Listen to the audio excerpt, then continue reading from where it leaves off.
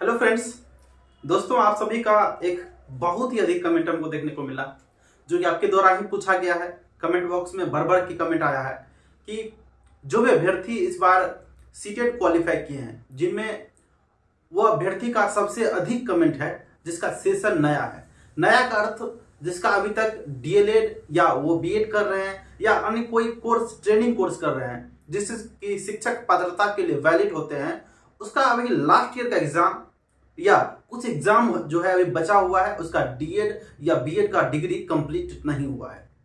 ऐसे में अभ्यर्थियों के द्वारा बहुत सारा क्वेश्चन है कि क्या वे 7वें चरण शिक्षक बहाली में वैलिड होंगे।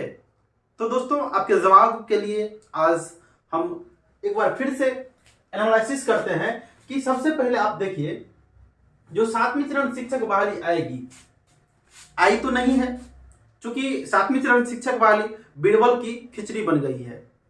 अब सभी को पता होगा कि अभी 7वें चरण शिक्षक बहाली आने में कितना विलंब है या कितना नजदीक में है वह कोई नहीं बता सकता। यहां तक कि शिक्षा मंत्री स्वयं जो है वह कब आज क्या बोलेंगे और कल क्या बोलेंगे 7वें चरण शिक्षक बहाली के बारे में खुद उनको नहीं पता रहता है। आके कुछ से कुछ अगर उनकी बयानबाजी होती है नेशनल मीडिया या किसी भी मीडिया के सामने तो कुछ भी आके बोल देते हैं, जो मन में आया बोल दिया। आपने देखा होगा कई सारा इंटरव्यू में।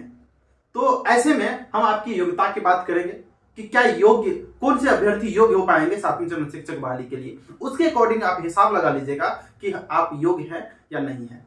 सबसे पहले कि हम ऐसा क्यों बोले कि 7वें चरण शिक्षक बहाली बीरबल की खिचड़ी बन गई है, कब आएगी किसी को नहीं पता। तो वास्तव में पता नहीं है। वैसे हमारे बहुत सारे ऐसे साथी हैं जो 7वें चरण शिक्षक बहाली के लिए प्रयासरत हैं, हमेशा आंदोलन करते आए हैं ताकि 7वें चरण शिक्षक बहाली जल्द से जल्द आ सके। उसमें आप भी संलग्न होइए। जिसका भी इस बार सीटेट में रिजल्ट हुआ है, हालांकि रिजल्ट नहीं पब्लिश हुआ है, लेकिन फिर भी मतलब जो है जो प्रोविजनल आंसर की जारी किया गया उससे अगर आप मिलाए हैं, आप ऐसा मान रहे हैं कि आप क्वालिफाई हैं, तो आप निश्चित रूप से उन अभ्यर्थियों का साथ दीजिए, है ना, जो इसके लिए कड़ी मेहनत कर रहे हैं ताकि 7वें चरण शिक्षक बहाली जल्द से जल्द आए और आपकी बहाली और नियुक्ति, है ना, सुनिश्चित हो सके। इसी के कारण में आपको हम बताएंगे कि इसकी योग्यता क्या होना चाहिए। योग्यता आप एक बार ध्यान रखिएगा कि योग्यता बताने से पहले आपको हम बताएंगे कि एक बात तो स्पष्ट हो चुका है कि बहाली पहले 10 से आपको 12 तक की होगी, उसके बाद 6 to 8 की होगी, फिर लास्ट में सबसे बाद में 1 to 5 की होगी। यह बात है ना, पहले से डिक्लियर है, क्लियर है, लेकिन वैकेंसी एक साथ ही आएगी।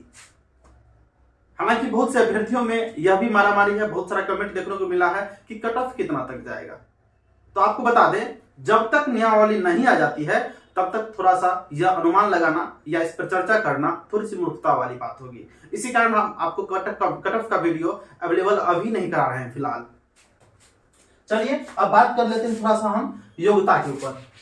क्या योग्यता होना चाहिए, कौन से अभ्यर्थी इसमें योग्य हो पाएंगे। चलिए देखिए, जो 7वें चरण शिक्षक नियुक्ति का योग्यता है, जो पिछले टाइम है ना पब्लिश किया गया था शिक्षा विभाग की ओर से, जो 6ठे चरण की बहाली हुई है उसमें, है ना, उसमें एक पॉइंट लिखा गया था, है ना, जो अप्लाई का प्रक्रिया स्टार्ट हुआ था, अप्लाई का,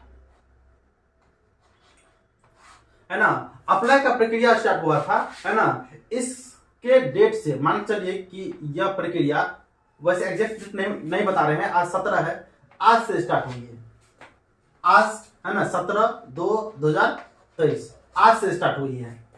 और इसमें लिखा गया था कि अप्लाई प्रक्रिया से पहले, मतलब क्या 7 फेज का मान चलिए कि अप्लाई आज स्टार्ट हुआ, इससे पहले जो भी अभ्यर्थी शिक्षक बनने के, है ना, पात्रता को पूरा करते हैं, है ना, वह इसमें वैलिड होंगे। अब पात्रता क्या है, देखिए सबसे पहले आपका 10th होना चाहिए, 12th होना चाहिए, उसके बाद यहां से आप एक ट्रेनिंग कर सकते हैं टीचर का, जो कि आपको पता होगा डीएलएड, DLED, या नहीं तो आपका ग्रेजुएशन होना चाहिए। इसके साथ जो आप कोर्स करते हैं बीएड का, है ना, जो कि शिक्षक का ट्रेनिंग माना जाता है ना, यह इतना का रिजल्ट आपका मतलब बीएड का रिजल्ट है ना, उसके बाद सीटीईटी या अगर आप बीटेट क्वालिफाई हैं, बीटेट देखिए क्या है कि 7th फेज के योग्यता के लिए आपका 10th, उसके बाद 12th है ना, 12th के साथ आप अगर डीएलएड किए हैं तो इसका पूरा कंप्लीट रिजल्ट आना चाहिए। मतलब क्या, जब भी 7वीं चरण की बहाली आएगी उससे पहले आपका पूरा चीज क्लियर होना चाहिए, है ना। डीएलएड का फाइनल ईयर का रिजल्ट आ जाना चाहिए, उसके बाद आपका सीटेट का मार्कशीट है ना, जो सीटेट का रिजल्ट है वह भी आ जाना चाहिए, है ना, इस एप्लीकेशन डेट से पहले जब भी अप्लाई हो, है ना। फिर आपका अगर बीटेड आता है ना, अगर उसमें क्वालिफाई होते हैं तो उससे पहले है ना सारा का सारा यह क्राइटेरिया पूरा होना चाहिए, यही योग्यता है। लेकिन सबसे बड़ी झंझट है ना, जो अभी आपको पता होगा कि बिहार में जो अभी ट्रेनिंग का सत्र चल रहा है, ट्रेनिंग का सत्र जो चल रहा है बीएड का या डीएलएड का सत्र चल रहा है। सत्र में आपको हम पहला लिख देते हैं, जो 2021 से 23 सत्र जो है इसका देखिए फर्स्ट ईयर का एग्जामिनेशन हो गया है, लेकिन सेकेंड ईयर का एग्जाम अभी नहीं हुआ है। यह अभ्यर्थी तो बहुत परेशान है क्योंकि इन्होंने सीटेट भी क्वालिफाई कर लिया है, क्योंकि इसको सीटेट में बैठने का मौका मिल चुका है ना। वह सीटेट का आंसर की मिला चुके हैं, वह देख रहे हैं कि उनका रिजल्ट भी हो गया है, लेकिन एक डिग्री फाइनल नहीं है जो 7वीं चरण की योग्यता के अनुसार, है ना, कि आपका एप्लीकेशन डेट से पहले जब भी अप्लाई होती है 7वीं चरण शिक्षक बहाली की, उससे पहले आपका जो ट्रेनिंग है उसका सर्टिफिकेट पूरा फाइनल होना चाहिए, फाइनल रिजल्ट आ जाना चाहिए। और आपका सीटेट का, तो सीटेट का तो मान के चलिए कि इसका एक मतलब जो 10 दिन के अंदर आ जाएगा वो कंफर्म है, लेकिन उसका डीएलएड तो भी सेकेंड ईयर का क्लियर नहीं हुआ है ना, तो वह भी क्लियर होना चाहिए। अब कब होगी, बिहार सरकार के द्वारा कब एग्जाम लिया जाता है, हालांकि एग्जाम का डेट जो एक लेटर था पब्लिश किया गया था, है ना, वह जल्दी एग्जाम होने वाला है। उसके बाद है ना, अगर इससे पहले आपका एग्जाम हो जाता है, सारा कुछ क्लियर हो जाता है, तो आप वैलिड होंगे। हालांकि हम आपको बता दें कि 21-23 वाले क्लियर 100% माने जाते हैं, क्योंकि 7वीं चरण शिक्षक बहाली कब आएगी यह हम आपको अनुमान नहीं बता सकते हैं, कोई नहीं बता सकता है, लेकिन फिर भी जिस तरह से विलंब चल रही है उस तरह से आपको हम क्लियर बता सकते हैं। अब आते हैं 2022 से, जिनका सेशन 2023 है, 2022 से 2023। देखिए अब बोलिएगा आप कि इसका तो अभी फर्स्ट ईयर का भी एग्जाम नहीं हुआ है और सेकेंड ईयर का भी एग्जाम नहीं हुआ है, फर्स्ट का भी नहीं हुआ है और आपका सेकेंड ईयर का भी एग्जाम नहीं हुआ है, तो ये कैसे वैलिड होंगे? और इसको शिक्षक पात्रता परीक्षा में बैठने का मौका मिला, बिल्कुल मौका इनको मिला, क्योंकि आपको पता होगा आज से 2 मंथ पहले एक सुप्रीम कोर्ट का आदेश आया था कि जो भी अभ्यर्थी ट्रेनिंग में एडमिशन ले लेते हैं तो वो शिक्षक पात्रता परीक्षा के लिए वैलिड माने जाते हैं। तो इसके आधार पर उन्होंने तो फॉर्म फिलअप कर दिया एडमिशन कराकर, लेकिन अभी इसका फर्स्ट ईयर और सेकेंड ईयर का भी एग्जाम बाकी है। तो दोस्तों आपको हम बताते हैं कि आप वैलिड होंगे या नहीं होंगे, तो यह डिपेंड करता है कि 7वीं चरण शिक्षक बहाली आती कब है। ये अभ्यर्थी लड़ाई कर रहे हैं कम से कम 4 महीना बहाली रुक जाए, और ये सोच रहे हैं कम से कम 22-23, हाँ 22-24 मिस्टेक,